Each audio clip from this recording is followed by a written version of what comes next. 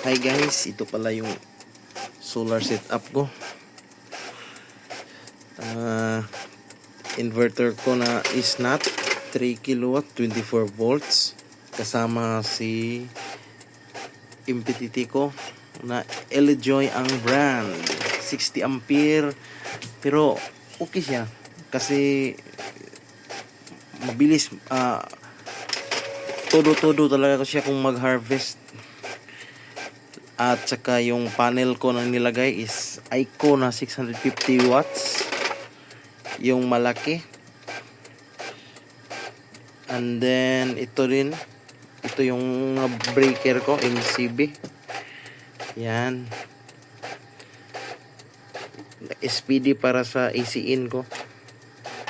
Pero ang nakaano sa inverter is naka battery mode, battery priority. Yan, watt meter, voltage guard, AC out, panel, PV panel switch, breaker, SPD, saka MPPT battery. Saka ito na yung battery ko, 24 volts na Gentai. Saka MCCB. Yan, breaker. Kumbaga ito din naka parallel na output ng galing sa output ng MPPT dito, output nito papunta dito, nakaparallel papunta ang battery. Yan, hindi gumana kasi gabi, pagka araw yan andar na yan.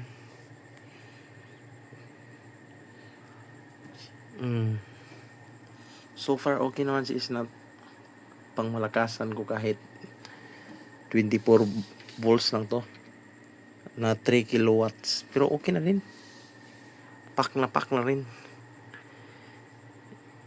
Yan, kung bibili din kayo ng mga breaker, suggested ko talaga si Santry. Ewan ko sa iba, pero nag-order ako ng isang breaker, ganyan din ang brand, kaso hindi ko bet kasi pag mag-adjust na ako sa kaniyang tornilyo, parang parang luluwang. Yan, unlike dito kay Santry or Taxnil, okay din to. So far wala naman akong problemang na-encounter kapag naglalagay na ako ng mga wire papunta sa breaker. Pagpihit ko dun sa tornilyo, kumbaga isisil ko na yung wire. So far okay siya, okay to 600, walang problema. Ito Taxnil, okay din to Yan, ito voltage guard ko, Santry din yan. Dati puro ka-brand nito nilagay ko, kaso tinanggal ko kasi hindi ko talaga bet, lalo na pag hindi ko siya bet in the sense na pagpipihitan ko pa tight yung screw, kasi parang luluwang talaga siya, parang lang Tsaka ito pansamantagal, pero at least may power na. Ang nakaload lang dito is refrigerator, pero inverter. Tapos ginagamitan ko rin ng ng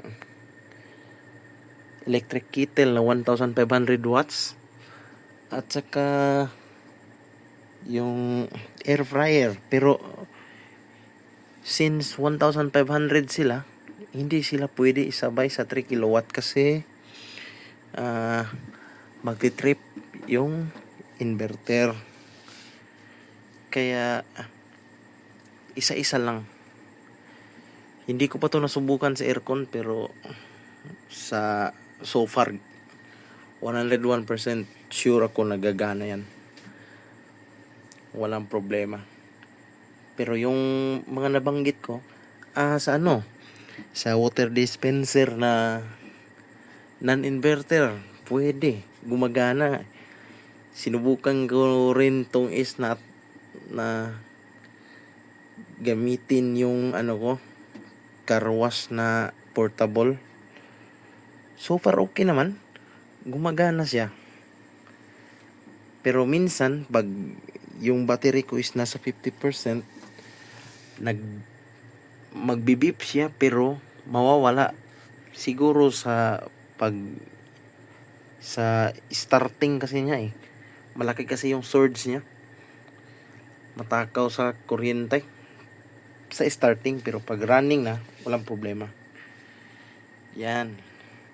Baka trip nyo mag-build. Pero ito, sa MPTT ko na LG, ang nakakonect dito is dalawang ICO na 650 watts na panel. Yung bifacial N-type ABC, yun ang nilagay ko sa taas. Tapos naka-series, dalawa lang nilagay ko kasi plano ko siguro magdagdag ng isa nito para paldo-paldo yung harvest ba. Tapos limitado lang yung malagay ko doon sa bubong kasi malaki din yung panel na ICO, parang isang pligo rin ng plywood. Ito din ang kaibahan dito sa na-encounter ko kay Isnat, kapag nasa 1400 watts yung blower niya malakas. Todo buga siya dito, parang nakaturbo talaga kapag high load na yung high load yung ginagamit ng mga appliance. Ito tax nil din to, pero okay rin. So far wala naman ako na-encounter na pumalya. Basta ano lang talaga to, sure na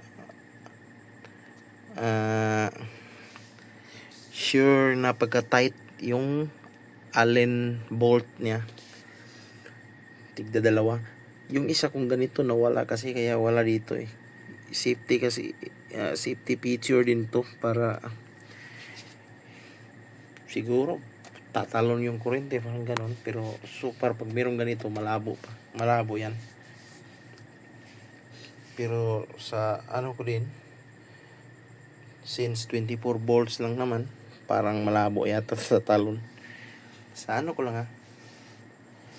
Pero goods talaga kung meron ganito. Hanapin ko pa yung dito ko para mapasokan ko rin. Yun lang. At saka yung wattage na na-consume ko is a kilowatt hour. Yan 60. Lapit na. 60 times 12. Yun ang maliles ko sa bill. At saka hindi ko rin mararanasan yung brownout. Okay na. Kahit brownout, video key pa rin. Salamat guys. At huwag kalimutang mag-subscribe sa akin channel, Harbs Cute Uy Tutorials. Thank you.